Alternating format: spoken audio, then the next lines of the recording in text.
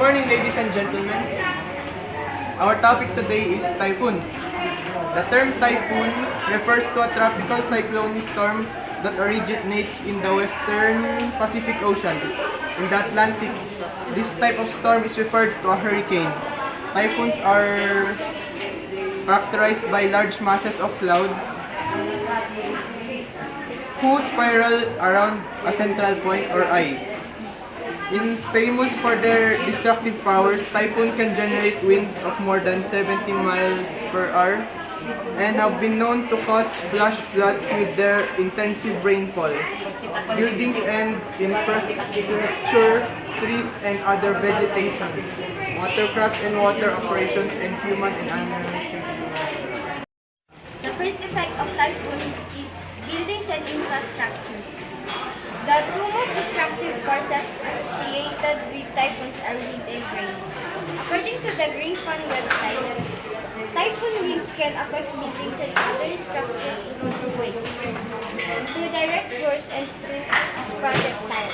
Direct force is when a wind gust slams directly into a building or structure, causes physical damage, such as when wind blows the roof off the home.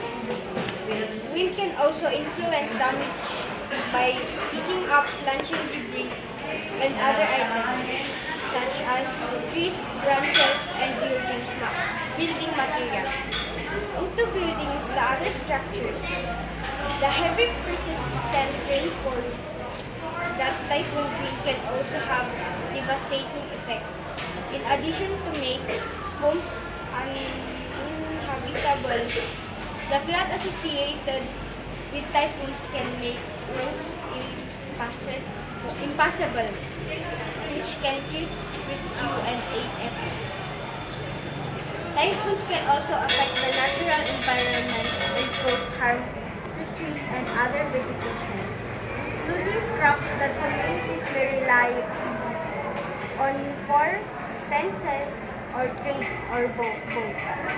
Through winds can snap, brand, detach and injure leaves, flowers, fruits and seeds, and uproot trees and plants.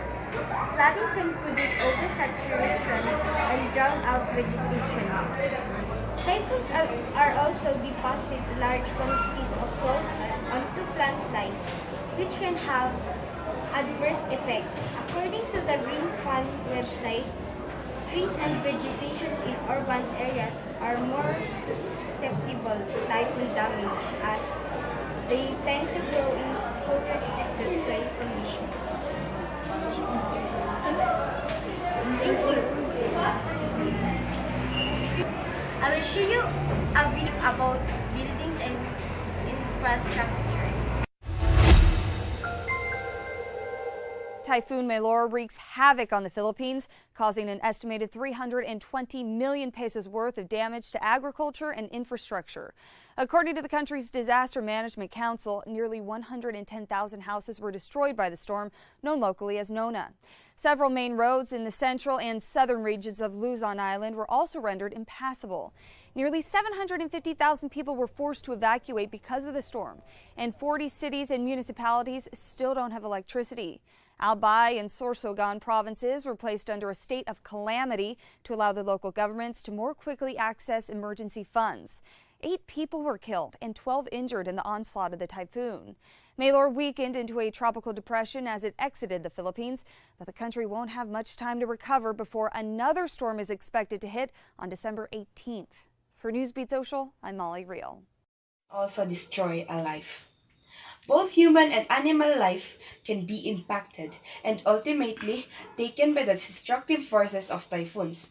While this can occur directly, such as if an individual is struck by a debris or is caught in a building collapse, perhaps the more silent killer is the lack of available resources and infrastructure that results. According to the Facts and Details website, flooding can destroy food stocks and supplies and spread disease. When communities are cut off by typhoons, individuals may not be able to get the medical attention they so desperately need, and starvation becomes a big risk as well. When Typhoon Haiyan, known here as Yolanda, hit the bayside village of Anibang, it created a tidal surge that seemed more like a tsunami. 27 residents died here, and the survivors lost everything. Wena Austria's home was wiped out by the floodwaters. Now, all that's left is rubble in the spot where her home once stood. Pag ano sa bagyo, umiwas kami di dihang balay, panto kami sa eskwelahan before ang bagyo. Balay na guba na kuan ba nag-igo sa Yolanda, naguba nga tanan, tapos pag nag-stay mi sa eskwelahan mga 1 week, tapos niadto kog Cebu. Tapos bumalik ako pagkahuman na kuan. Like the rest of Anibang's few hundred residents, Austria rebuilt her home in what's now become a government-designated no-dwelling zone within 40 meters from the waterfront. She says she knows it's illegal to live here, but she says she had no other choice. Ang pagpangumpra bab kanang sugar mapalit og sudan, mapalit og kanang mga gamit sa balay. Kaya kung ato kami sa layo nga evacuation, doble man pasahe. Niya akong asawa ni dinhi nagtrabaho, sala kasakay. Kung ato dito sa evacuate, kaduha mo sakay. Way kuryente. Some locals say the government is to blame for this situation. Chat Baktol is the Anibang village leader. She says city officials haven't come through with their pledge to build more homes on higher ground. This is dangerous. It's too near the sea. And we don't want another Yolanda anymore. So we need to be relocated. But since the government hasn't built houses for all of us, of course we're not priority. Complicating Anibang's predicament are 3 giant cargo ships that have been washed up on land ever since November's typhoon.